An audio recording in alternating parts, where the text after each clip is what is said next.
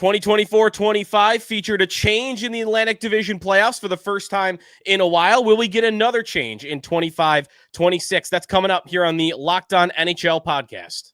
This is the Locked On Podcast Network's 2025 NHL season preview. Your team every day. What's up, hockey fans? Welcome in to another great season as we get rolling here towards the 2025-26 NHL season. Welcome in to the Locked On NHL podcast season preview series. We're here talking about the Atlantic Division today. My name is Joe DiBiase from the Locked On Sabres podcast, joined by Brian Fisher from the Locked On Red Wings podcast, Ian McLaren from Locked On Bruins, and then Ian Boisvert from the Locked On Canadiens podcast, as we are not fully the non-playoff teams from last season. Ian B from up there, not in Montreal, but covering the Canadiens. You made the playoffs last year, so you're looking to repeat. We got a couple of droughts over here on this side, and we're looking for a better and brighter season. I'm sure everybody is a step in the right direction for these four teams. So a lot to get to coming up on today's show. We're going to look at the offseason additions and subtractions from each of these teams, what the expectation is for each. We'll take a look at the over-unders at the betting markets over our buddies at FanDuel Sportsbook, what the level of expectation is for everybody as well. So a lot of fun, a lot to get to coming up as we get rolling towards the hockey season. And we can jump right into it on starting with you, Ian, on the Habs last year and making the playoffs. So tell us, especially here in Buffalo, someone who hasn't seen his team make it since he was 15. What are the playoffs like? What's that like? It was a lot of fun last year. I've always thought that the teams that you don't expect to do well, that are sort of making the steps in the right direction, are the most fun to watch, right? There's no expectations. We're not white knuckling it through games. We're having a good time watching Lane Hudson just ball out every night. We're having a fun time just watching Nick Suzuki have a career year. And we get rewarded at the end of the year with a playoff berth. They clinched on the last day of the regular season for them. A season that didn't start all that well. They struggled out of the gate. They lost Patrick Laine last year for a good portion of it, and he comes back and he's electrifying. It was really exciting. It was exciting to get rewarded for those years of the tank. It's something that, you're sold that as the trade-off where, if we tank and we are intentionally bad for a few years, we will get rewarded with this. It's not every team gets rewarded with it. And I think the Canadiens were very early in that. We were a lot quicker than any of us expected the Canadiens to be in that position. So coming into this season, we're feeling great. There's a little bit higher expectations, but I think we're still kind of in the same feeling. We're very much like, we didn't really, expect to be there. We might not really expect to be there again this year. So let's just enjoy another, young season with these guys. Yeah. And making the playoffs even could just take a little bit of that pressure off your back, little monkey off your back if you're the coaching staff and management too. And I think that can open things up for what they do as well. Ian McLaren joining us this year. You're not normal to our show on our side here. I wonder from your perspective, because looking up at the division, this division has had no parity over the years. It is rare that one of Toronto, Tampa, Florida in the last 3 years, and Boston have all been right there in the postseason, or at least close to it. And last year, a very big difference. So we'll get to it, but could not have been a fun season for Bruins fans. No, it's it was definitely a situation the last few years where there was a clear top four, bottom four in the Atlantic Division. For the Bruins, there's no one thing that went wrong for them last year. There was just so many ingredients in the soup that ended up being, pretty rank and inedible at the end of the season. And, it started with Jeremy Swayman's prolonged contract stalemate and how public that was in training camp. He missed all of the exhibition season, wasn't even back for the season opener. And then you had, of course, Jim Montgomery fired. You had the kind of exodus of core guys at the trade deadline, including Captain Brad Marchand, Charlie McAvoy getting injured at Four Nations, Hampus Lindholm out. There was just so many things that went wrong. And the vibes around Bruins fans pretty low right now, already on edge here, even in the preseason. And really hoping for, not everything to go right or to kind of turn around overnight, but at least some more things to go in their favor. I know to many hockey fans that would seem ridiculous for Bruins fans to kind of be looking for things to go in their favor after such a long string of success. But there is some optimism under new head coach Marco Sturm. Not as much optimism when it comes to roster composition, but when it comes to coaching staff and the vision, it seems to be somewhat on track, at least heading into this season. Sure. No, and that level of winning will always raise the bar. It's a different life that you live when you've done that for so many years. And then finally, introduce everyone to Brian Fisher, my drought brother from Detroit here.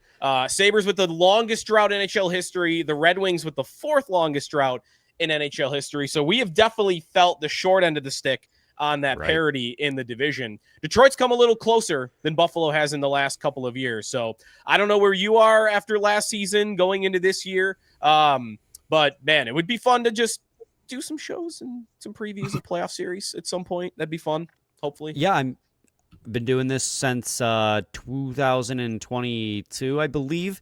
Was Raymond Insider's rookie year, so I have not covered a playoff game yet. After 25 consecutive years of making the playoffs, it's been a long, drawn-out rebuild, which, Joe, I'm sure you can relate to. Oh, yeah. But as far as vibes go, tense is I think a lot of what Red Wings fans are feeling. We've had Yzerman as the general manager since 2019, so this would be year 7, I think, by the end of the season. And Red Wings fans feel as if it's been dragging on for a little bit too long. And myself, going into the offseason, said, okay, the drafting and the development of young players has been phenomenal. You look at Lucas Raymond at 4th overall. He and Tim Stützle look like the best 2 players from that draft. Even after they get screwed in the weird expanded draft lottery that year, because they did the 2 draft lotteries, and the Red Wings somehow fell to 4th, they got Lucas Raymond out of it. Year prior, Yzerman reached for Moritz Seider. He became a Calder Trophy winner, and last year established himself as one of the, in my opinion, one of the best 2-way defensemen in the league. The development's been great. Lots of young prospects in the pipeline. The issue then becomes the pro scouting has been abysmal. The contracts that they have signed in free agency have been rough. Andrew Kopp hasn't lived up to expectations. JT Compher hasn't lived up to expectations. Ben Sherratt has been overslotted. I will defend him in that element that he's playing way higher than he probably should be, but they also signed him to a contract to do that, which again, bad contract yet again. So it's those acquisitions made through free agency that largely have not panned out. And so a lot of Red Wings fans going into this offseason said, okay, young talent's here, but you need to supplement this young talent with an impact move. And kind of not through entirely his own fault, right? This last offseason, who became available? Everyone signed with their team, and the ones who didn't knew already where they wanted to go because the cap was surging up.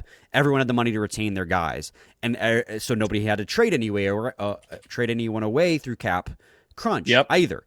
So it's definitely tense in Detroit because we were ready for this team to make the playoffs, especially after missing out on a tiebreaker 2 seasons ago. But at the same time, looking at similar to Ian of Bruins was bringing up, it's hard to see them breaking through with this roster composition unless internal growth ensues.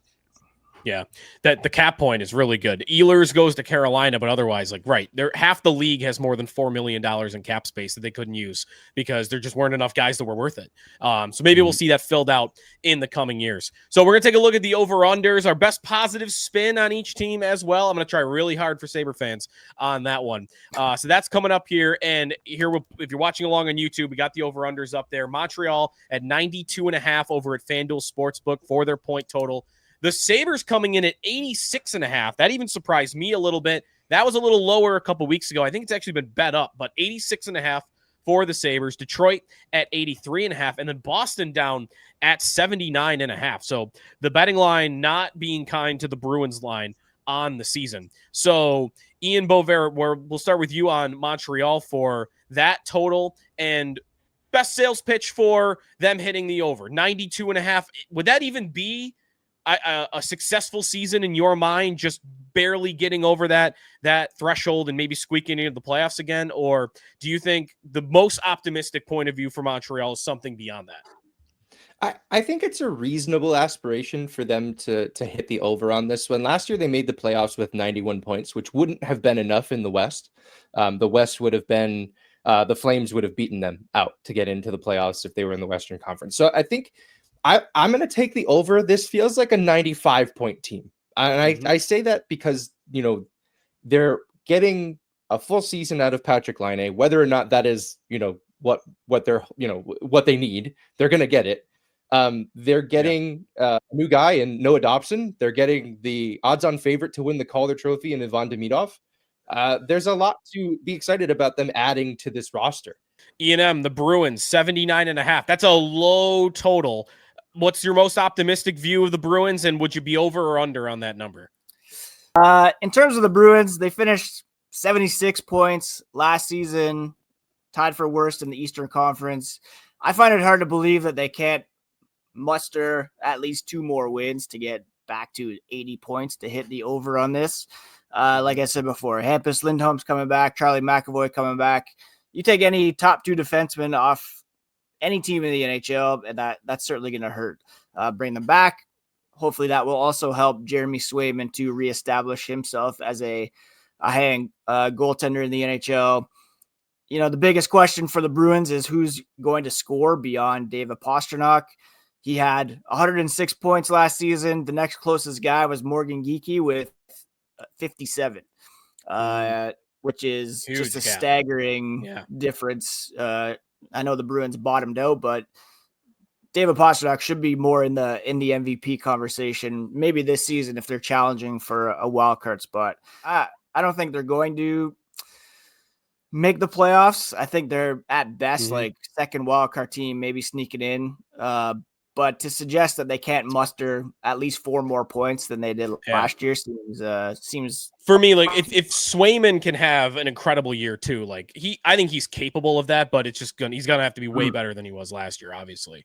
Definitely. Brian, 100%. On the Red Wings this year, 83.5 is their total, which is a very familiar season to what they've had in the past couple of years. They've been a little bit above that in recent seasons. So what do you like about that number, over or under, and what is the high end? What's the most optimistic view for you on Detroit? I'm taking the over on this one. Actually, Scotty and I did a whole episode on this over-under, and we personally were – they finished with 86 points last year. It was a tumultuous – oh, my God, I can't say that word right. It was a difficult season last year. Yes, it's late. And they went through a coaching change. They went through a long slump of losing. Then they went through highs of 2 7-game win streaks. They finished with 86 points. The year prior, they finished with 90, 91, again, missing on the tiebreaker. I think their absolute ceiling is what we saw from the Montreal Canadiens last year. 91, 92 points, clinching the final wild card seed. I can see that. I think 83.5 is actually a little low because I see them easily replicating their point production from last year. I think that's honestly the slot is like 85, 86 points. I think that's likely where they end up. Missing the playoffs, which sucks to predict for my own team, unless, of course, going back to what I was saying earlier, internal growth happens. Like, if Marco Kasper and Simon Edvinsson can take that step, great rookie years, can they take the step into being legitimate, impactful NHL players at the top of the lineup? If that happens, in a good spot. If newcomer John Gibson can be the goalie that we hope he can be in Detroit, playing behind a albeit marginally better defense in Detroit over Anaheim. Like, there are factors in play that I think Detroit's going to hit that over regardless, but at their absolute best, I think they can get to about 91. If they hit below a 500-point percentage, I would be shocked because rostered or like year to year, year over year, this roster is really not any different. And I think Todd McLellan, in a full season with the Detroit Red Wings, is going to help a lot because as much as I approved of Derek Lalonde's, and I'll wear that because I was in Derek Lalonde's corner, he's a little bit rigid Lalonde was in his belief, and I think the team kind of suffered from that. The offense and creativity stagnated. McLellan came in and immediately, first practice he had is play effing hockey. You've done it your whole lives. He wants the team to rely on their instincts. Now they have this system that's based fully on gas all the time. 100%. Mm-hmm. Do not ride the brakes. If you make a mistake, I'd rather you make a mistake because you were trying rather than being afraid to make a mistake. And last year, it felt a lot like they didn't want to make mistakes rather than trying to win hockey games. Yeah. That sounds a lot like what the Sabres were a couple years ago when they missed the playoffs by 1 point and they abandoned that strategy and they haven't been as good since. Joe, I've criticized them a lot for it. I have actually compared the Red Wings from 2 years ago to the Sabres of 3 years ago a lot because it was a lot of just trying to outscore your problems. Yeah, Don Granato used to say all the time, don't worry. Like they were the youngest guys in the league. Like, don't worry about making mistakes. Just go try to score as many goals as you can. Be aggressive. That team just didn't have a goalie, right? Like if you're going to play that way, you got to get a few saves, and they just got none, and they still almost made it. Detroit hasn't had a goalie since Jimmy Howard. So well, it's funny. You can yell at me if you need to, because my reason for optimism on the Buffalo Sabres is taking the goalie that would go under your umbrella of they haven't had a goalie in a while. The Sabres had Alex Lyon in the offseason, and I don't know that I'm expecting Alex Lyon to come in and be some Vezina candidate as the reason why I think the Sabres could reach their ceiling, which I'm with you guys. Like it's around like low 90s points, maybe a little lower than what I would think Montreal's best season is. It's got to come with goaltending, though. The Sabres are trying to play a much more defensive style. They have not been successful at doing that in the last 2 years as they've been trying to. And I'm in a better place than I have been in the past because the last couple of years been just hope it's Ukko-Pekka Luukkonen.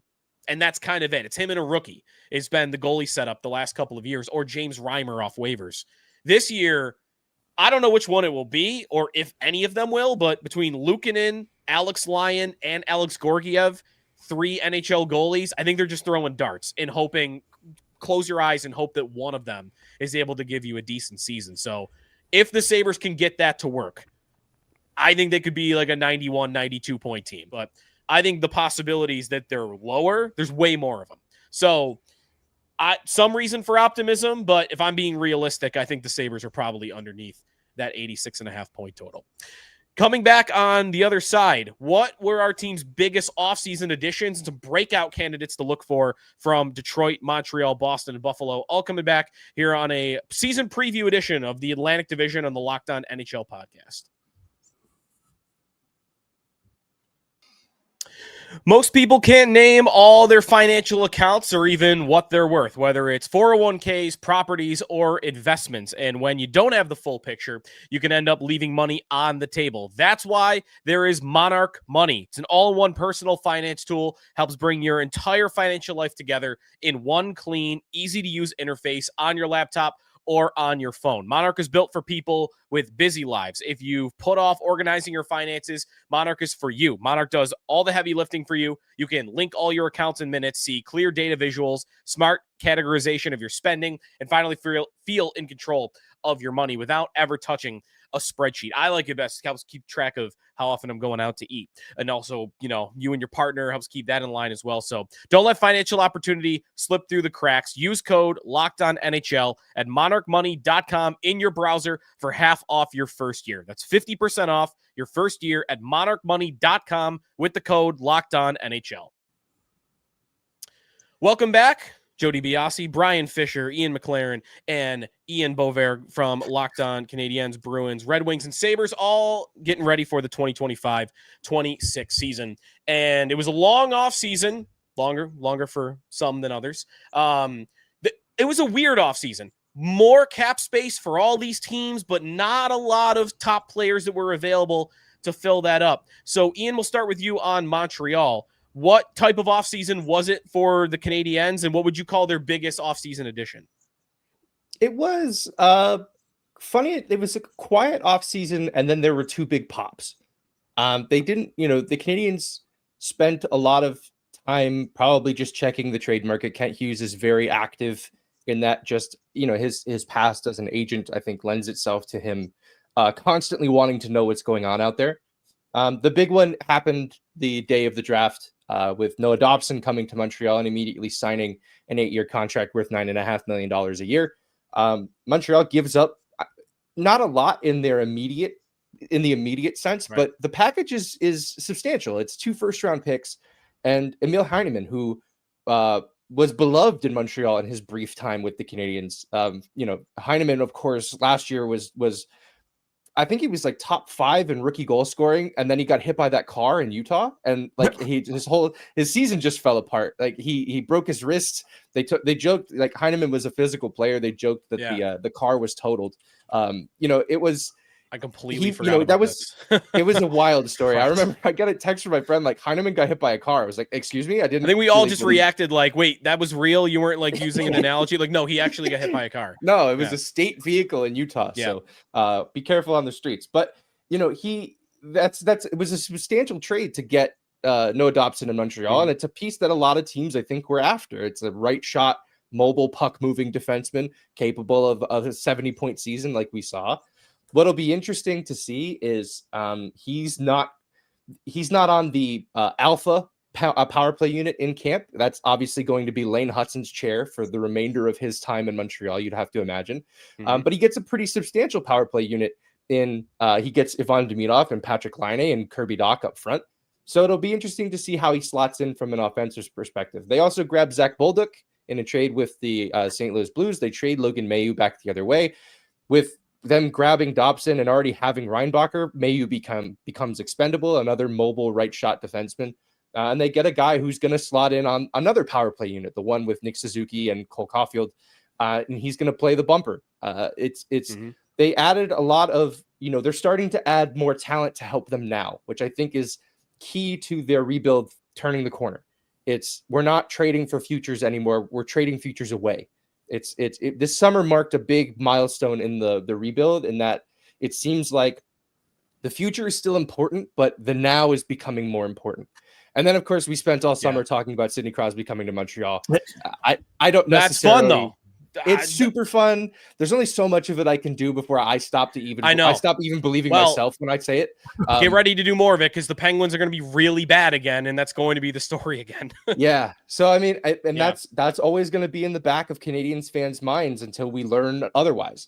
It'd be fun, but again, that's very much a pipe dream at this point. Yeah, it's either he retires or he goes to Colorado. One of those two things happens, and then you probably stop talking about it. But otherwise, it's fun to even entertain the possibility. Some of us can't live the life of Crosby thinking about their team. Big Dobson move. You're right. Like, there were a lot of teams in on him. The Sabres were trying to get him, but he didn't want to sign an extension with a bunch of teams. Montreal was one that he was willing to. So that's honestly one of the bigger moves, I think, in the NHL, the offseason. I mean, by salary, it is. Right? Yep. $10.5 million per year for that. He's their highest paid player going into the season. It's crazy. It's a big move for the Canadiens. Ian on the Bruins, Ian McLaren of Locked On Bruins. What was their biggest offseason addition?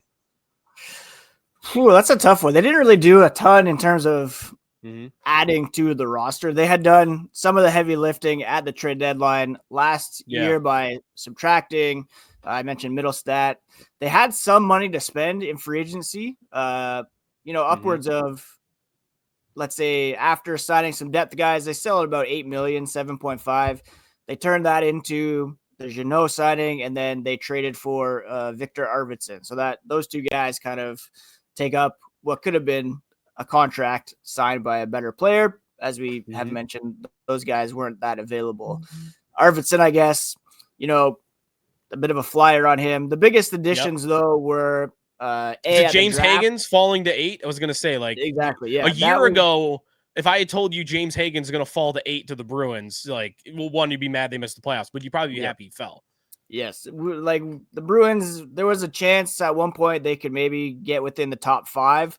Once they fell to 7 in the draft, who knows who you're going to get. Hagens was at one point the number 1 prospect from that draft. And to get him, that was a huge get for the Bruins in the draft. And then for you, Brian, so the Red Wings offseason. You mentioned the John Gibson trade earlier. I was a little jealous of that move. Only a second-round pick to get Gibson. I mean, he's got potential, even though it's maybe been a while since he had his best seasons in Anaheim. But is that the biggest move you think that Detroit had? Yeah, without a doubt. It was just to go through the full trade, since you did mention it there. It was Peter Mrazek, who they picked up at the trade deadline. The only move they made at the deadline was acquiring Peter Mrazek, and Craig Smith from Chicago, who had, 2 points. They traded away a second and a 4th round pick for John Gibson. So essentially a second round pick, right? Because fourth round picks can become something, but oftentimes they don't. Peter Mrazek, 4% of the time. It's like very low. And you upgraded at goaltending, right? Yep. So John Gibson, without a doubt, is the biggest acquisition that the Detroit Red Wings made this offseason. I alluded to it earlier that they haven't had stability in net for years since Howard's retired. It's been we had Thomas Greiss, we had Nedeljkovic, we've had Ville Reimer Husso, for a second, right? James Reimer, who then went to Buffalo. We had Alex Lyon, who then went to Buffalo.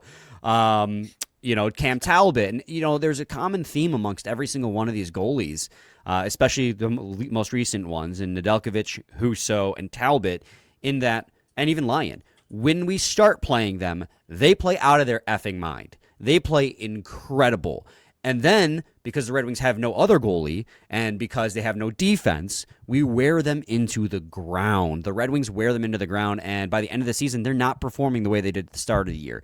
John Gibson comes with a body of work that suggests he can play in a starter's role. So that was, without a doubt, their best acquisition. I mean, they acquired James Van Riemsdyk, so now we have the number 1 and number 2 overall pick from 2007. JVR is still out here playing hockey. Right. He has Patrick 16 goals this year, getting 12 assists, I guarantee it. And if that's what he does, that's a what he win. does, huge win. Yeah. Because the Red Wings' depth scoring last season, anyone outside the top 2 lines was terrible. Biggest addition for the Sabres this offseason. It's funny, it's going to be one of the two is going to be the guy that you just talked about they replaced in Detroit. But it was part of why the Gibson move I thought was smart was the free agency marketed goalie. There was nothing. It was Jake Allen, who didn't even move teams. He stayed in New Jersey. And then it was Alex Lyon. Those were the top 2 names. So you can say the Sabres got the number 1 free agent goalie that changed teams, but it's not like you're expecting, again, super high results, but it's something. It's better than what they had from before. It's a dart throw. So I think the Lions signing is one of them. And then Michael Kesselring from Utah. It took too much to get him, but last year's a little lesson here of, sometimes if you overpay on a deal, but if it's the thing you need, it can end up looking okay. That's what happened last year. The Sabres way overpaid to get Ryan McLeod because they needed a third line center. Top 10 pick they gave up. I still would tell you in value, that wasn't a smart deal. But on the immediate, they got a third line center who scored 20 goals for them, which was a massive upgrade. So, and he's only 25. It's not like he's 30. So, yeah, they overpaid for Michael Kesselring to come play defense for them, 6'5". They've been dying for a partner for Owen Power on the second pairing, and they just have not been able to find anyone to really help him take a big step forward. So I think Kesselring is the idea for that. I'm optimistic that can work. Not telling you he's worth JJ Peterka, but I do think he's a big piece of what they needed. So, and then very quickly around the room, one name very quickly on your breakout candidate for the season. Brian, you're going with Marco Kasper in Detroit? Yeah, let's go Marco Kasper. All right, I'm going Zach Benson in Buffalo. I think that's a pretty easy one for me. Ian on Montreal, who would you say is their breakout candidate this year? It's tough to not go with Ivan Demidov, right? He's probably the odds-on favorite to win the Calder. Name to watch this year, although I don't know. I needed to alert anybody to that fact. He probably is the betting favorite to win the Calder. I'll look at that. And then Ian on Boston, who's their breakout candidate? Go a bit off the radar. I'm going to say Matej Blumel led the AHL in goals last season. He's getting a pretty good look in training camp so far, and I think he could really pop. When we come back, we'll wrap things up by looking at what happens if these teams don't make the playoffs, and who do we like of our 4 teams here as the most likely team to jump in, or in Montreal's case, stay in. That's coming up here on a season preview edition of the Locked On NHL podcast.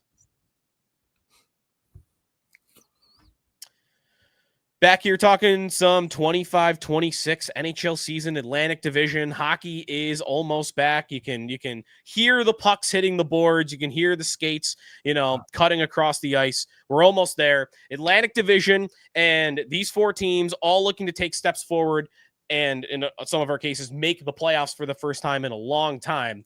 Well, what if that doesn't happen? What's at stake if it does not happen that their teams make the playoffs? And Ian, on Montreal, I think their answer might be a little different than ours because, again, the pressure of having just made it the year before, maybe a narrow miss for them is different than these other teams. But What would you say on that? What coaching in danger, roster decisions, GM, or would it pretty much just be status quo, you think, if they don't make it? I think it would have to depend on how badly they miss. If they're fighting until April 3rd and they get eliminated, I think we're probably just saying, all right, it's another year. The Canadiens by all metrics are still one of, if not the youngest teams in the National Hockey League. They kept most of their young core there, and they subtracted guys like David Savard, who just retired. Christian Dvorak signed for way too much money in Philadelphia. Yoel Armia goes back with Mark Bergevin in Los Angeles. So they lost a lot of veterans on that team. So there might be some growing pains here. They've kind of turned the roster over to the kids. The front office has always said they want that young core to take ownership of the team. Well, it's their team now. I think there's some, there might be a sophomore slump of sorts for this core, not for each individual player. I think it also depends on how healthy Kirby Dach can stay this year. If he can solidify that second line, they're probably still in pretty good shape. If not, maybe they're on the outside looking in. But they're not going to fire Marty St. Louis if things go poorly. Kent Hughes and Jeff Gorton are reportedly working on extensions to stay with the Montreal Canadiens in their front office positions. The vibes are good in Montreal, regardless of they're making the playoffs or not this year. Obviously, it would be seen as a failure if they miss, but not so much so where you start ripping up the foundation on what they've already built. Ian, what about for Boston? What's at stake if they don't miss? I mean, the coach just got there, Marco Sturm. This is, I'm guessing, a Don Sweeney question? Yeah, you'd think so, but after bottoming out this past season, they actually went out and signed Don Sweeney to a contract extension this summer. So the expectations are always pretty high in Boston. I think this season, if they fall down once again, it might be acceptable because the 2026 NHL draft is going to be pretty strong. They got a couple first-round picks. Sturm is going to have more than one season to try to work things out. What's at stake, I think, for the Bruins is just wasting a prime year from David Pastrnak, which they did this past season as well. And that would be a real shame. He is one of the elite players in the NHL, and I don't think the NHL nor the Bruins really have done enough to kind of make him the face. I would have made him captain already if it was up to me, and just kind of wasting one of his prime years and kind of risking having him kind of question whether he fits into the long-term plans. He's approaching 30. It's kind of going to be thinking I want to add a cup to my resume here. Is this actually going to be the best place to do it? Yeah, one of the best players in the world. Brian, what about the Red Wings? Where are we at in the Yzer plan?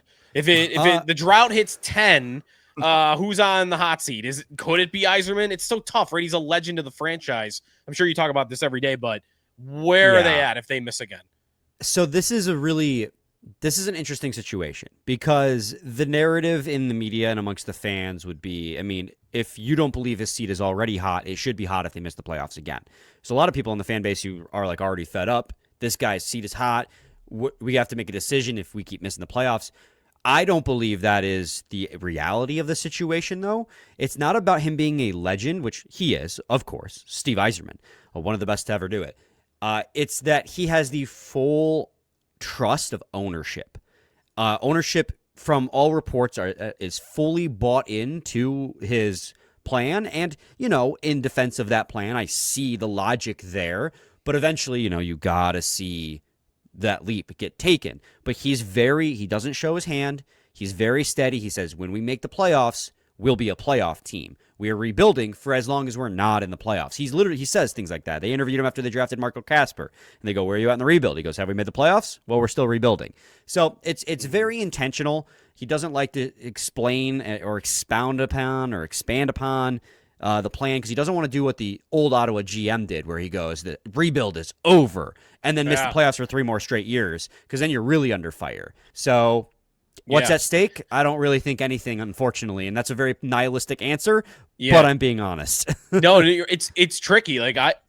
You almost can't, hockey's not going to have a lot of these examples. I'm almost thinking about in football when John Elway's the Broncos GM. Right. And like, what do? He's the all-time player of your franchise, but it was going so poorly. And I think they bumped him up to president, which was almost kind of like a quasi, we just got to get you out of the day-to-day operations seat. But Right. that was years and years of him failing at the job before they ever did that. Well, and the difficult part of it is it's not even that he's doing a terrible job either. Like, he's doing really good at some things, and he's doing some bad things poorly. And so, when do you draw the line as an owner and go, okay, this isn't working out? Because again, going back to what I said at the beginning, the drafting and development of young talent, the identification of young talent has been fun. They have a 7th-round pick right now taken in 2023, the same year as the Bedard draft, that during training camp and preseason is playing on a line with Larkin and Raymond, and he's just playing his way through it, and Emmett Finney. So it's just, again, the bad stuff is the pro scouting and free agent acquisition. So it's like it's a real give and take with his tenure right now. And then finally on the Sabres here, what's at stake? I mean, I kind of think everything is at stake this year. I think this is quietly an enormous season for the Sabres. And while I might not have a full expectation it's going to go well for them, I think if it goes poorly, I think it could all blow up again, which would be the 3rd time maybe in this drought that you could say that, because guys' patience runs out. And I think it starts at the player level. The rumor about Dahlin maybe wanting out last deadline, that was a bust. That wasn't true, but it's an alarm bell. It's okay. It might not have been true that day, but one day it will be. You can't miss the playoffs forever and have your best players go into their 9th, 10th seasons in the league and expect that they're just going to be okay with that when they're playing at the peak of their position in the NHL. So I don't know what's going on in Dahlin's head or what's going on in Tage Thompson's heads, but those guys have been here for 7 years now. And there's only so much of this that I think you can take. If you're a highly competitive person, I would question a player's competitiveness if they were willing to just do this for the rest of their career. So eventually that patience runs out. That's at the player level. And at the GM level, I mean, in my opinion, it should already be over. I mean, GMs don't get a 6th season when they've never made the playoffs. That rarely happens. Like, I think Pierre Dorian is actually the only other example of it with the Ottawa Senators recently. So, but part of it is kind of what Brian said. Like, it's up to the owner, and the owner loves Kevin Adams, and he's been a Pagula guy for long before he was even a GM. So I could sit here and yell until I'm blue in the face that they should move on from the GM, but it's the owner's call, and the owner loves him. So if only you had palm trees, honestly. Man, that's the other thing. He steps in it a lot in press conferences. The fact that you knew that reference, that is example enough that he steps in it. So that's how it's going here. Lindy's a legend of the team. He's the all-time winningest coach. I don't think they would take him out back if the season's going poorly. I think he probably gets the year no matter what, but we'll see. And then finally, to wrap things up quickly here. All right, you got to pick one of the 4 teams here. Montreal, Boston, Detroit, Buffalo. One of them makes the postseason. Who would you pick? Ian, we'll start with you. Would you say your home Canadiens? Yeah, I think so. I think that they've only improved as a roster over last year. I think, the remainder of the teams that we've talked about today have not taken the steps forward yet. I think Boston, I look at Boston the same way I look at the Rangers, and like maybe they return to form a little bit, and that's part of the reason the Canadiens got in last year is because both those teams fell off. I think if you had to pick one of these teams, it's the Habs. Ian, what about the Bruins? Or not about the Bruins, but what would you say of the 4 teams here? Yeah, I'd easily go with Montreal as well. It pains me to say it, but I actually really enjoy watching this team. Live in Guelph, so a big Nick Suzuki guy. He helped the Guelph Storm win the OHL championship a few years back. Love the little guys in Cole Caulfield. I mentioned my keeper team. I got Slakowski there as well, so I'm hoping for bigger. Lane Hudson is one of the I think going to be the most fun players in the league. And also, I'm telling you right now, I'm going to be angry when he doesn't make Team USA at the Olympics. I'll yell at Bill Guerin when that comes. Not even an orientation camp. Right. Not even at orientation camp. The guy was like one of the 10 best defensemen in the league last season. You know who else was in an orientation camp? Alex DeBrincat, who scored 39 goals last season. Yeah, that's a weird one, too. He should have been on the 4 Nations team. I don't make the decisions. We had to put old man Chris Kreider on there. Sorry, I get mad about Team USA. Brian, what about for you? I mean, Do I make it a I'd clean love the sweep? I'd love to buck a trend and say the Detroit Red Wings, and I do think that is a possibility.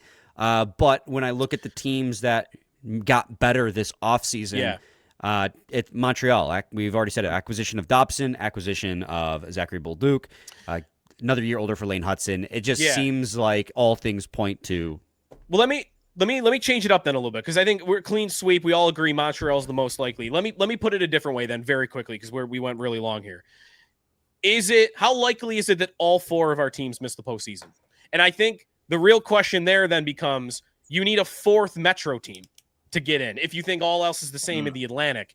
And I'm looking at the Rangers. There's really nobody else though. Like, I think Columbus steps back. The Islanders, Penguins, Flyers don't impress me. Like, for me, it comes down to Montreal and the Rangers for that final spot.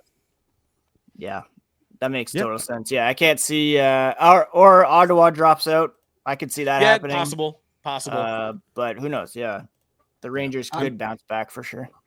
I'm a big Columbus believer. I really like Jet Greaves. I am a big Marchenko booster. I think that team, Montreal, was sweating bullets last year, man. They just could not get that final point to get in. And every day it was like, we know Columbus isn't going to lose. Like, they were the don't look behind you monster last year. I'm very much like, I think if there's a team that gets in the Metro, it's going to be them. That would force all of us into an early summer of golfing. Yeah, I like what you said with the Rangers, because when we talked earlier about the few teams who made impactful additions, they got Vladislav Gavrikov, who is the best defenseman on the market. They did have to offload Keandre Miller to do so, but I do think that that's a definite upgrade, and they were doing so to capitalize on the now. For that hockey team. So Igor Shesterkin's still there. Artemi Panarin's still very good. I mean, they traded away Trouba and Kreider, but I don't think that's really... The JT Miller angle is the part that questions captain. me. Very strange. Very interesting wrinkle. We'll see. We'll see if JT Miller's leadership style is the kick in the butt that team needs. It's either going to go really, really well, or it's going to go really, really poorly. For that. Yes. It's only going to be one of the two. So boom or bust for the Rangers. All right. Well, we wrapped up on a Metro team, but this was a Locked On NHL Atlantic Division preview. I promise you. Thanks everybody for participating. Be sure to check out Locked On Red Wings with Brian, Locked On Bruins with Ian, or Locked On Canadiens with Ian as well, as we get ready for the start of the regular season. Stay tuned to Locked On NHL throughout the coming days and throughout the coming weeks as we get ready for the start of the season. Be sure to check out Locked On Fantasy Hockey. Of course, Flip and Steal, they've got your stuff ready for all your drafting as we get closer and closer to the year. There was some Keeper League talk during this podcast today, so get a Keeper League. Keeper League hockey it's more fun than football. Keeper League, I would even say. So be sure to get in on that as well. Thanks for listening, and stay tuned here on the Locked On NHL podcast, part of the Locked On Podcast Network, your team every day.